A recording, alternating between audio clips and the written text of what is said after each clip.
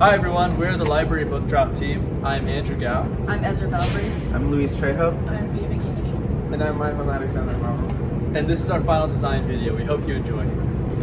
In 2015, Perkins Library was forced to remove their outdoor book drop due to the damage it was causing to books.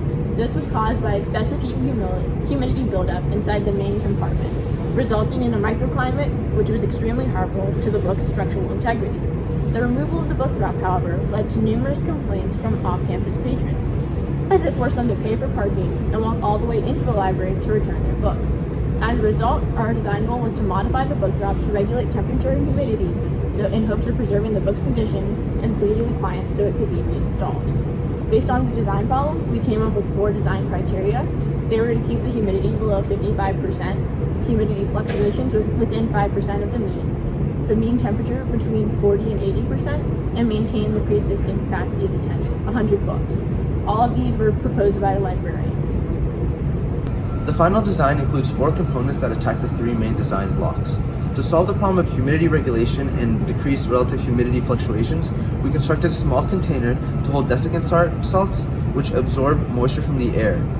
Then we also installed a unit containing 4 fans, which would increase circulation in the air and ensure even dehumidification instead of just local dehumidification. To tackle the issue of temperature regulation, we decided to install infrared coating to decrease heating from infrared radiation, and an awning to decrease exposure to direct sunlight. Since we did not have to alter the size of the book drop, we did not change the pre-existing capacity of 100 books, which was our 4th design block. The infrared coating was a white layer of reflective paint which we coated the entire box with. We implemented it with the hopes that it would deflect some of the direct sunlight that reaches the box, effectively lowering the internal temperature. We justified the solution over several other active solutions because it requires next to no maintenance. Next, we constructed an awning that would extend over the sides of the box except for the front that the user interacts with. We justified the inclusion of the awning due to its low maintenance requirements and its ability to block sunlight even further. We used the solution dyed acrylic fabric, which is water and UV resistant. This also does not shrink or stretch, all of which work together towards our goal of decreasing both temperature and maintenance time. For decreasing humidity, we utilized desiccants, which are humidity decreasing salts, as our main passive solution. We constructed a desiccant container holder in the shape of a cylinder, approximately 16 inches long with a 3.5 inch diameter, with a mesh layer in the middle and a removable sliding compartment on the bottom. The idea is that when the desiccants absorb the water, it will drip into the compartment below, and the librarians can empty the compartment when they come to remove the books. We 3D printed the compartment as it was easiest to achieve the shape that we desired.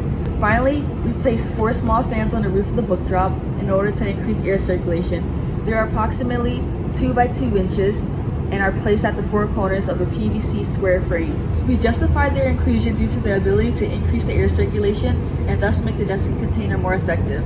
We also constructed a prototype of the removable compartment and drilled holes into it. These holes serve to introduce airflow and air circulation into the book drop, and this increases the amount of air that is reaching the desiccant container, thus increasing their effectiveness. We tested our final prototype for 4 days in the Duke greenhouse, where it was stored in a room held between 60 and 70% humidity and 80 to 90 degrees Fahrenheit. We checked back periodically to take measurements of current temperature and humidity, compiled the results, and constructed graphs of the data. Our results showed that the prototype was successful in regulating absolute humidity, keeping it far under 55%, and fluctuations in humidity, keeping it between 5% in each direction. However, our design failed to regulate the temperature within the desired range. We were not able to keep it between 40 and 80 degrees. Instead, it matched the ambient temperature outside of the box. We concluded that in order to properly contain temperature, we'd have to install an active cooling instrument. We did not have to test the design criteria for the capacity of the books, as the modifications that we made did not change the size of the actual book container at all, meaning the capacity is the exact same as before. Our future work for this project includes installing solar panels to power fans on top, repainting the reflective coating, designing and installing a low-maintenance active temperature regulating system, and drilling holes in the original removable compartment to replace the temporary one.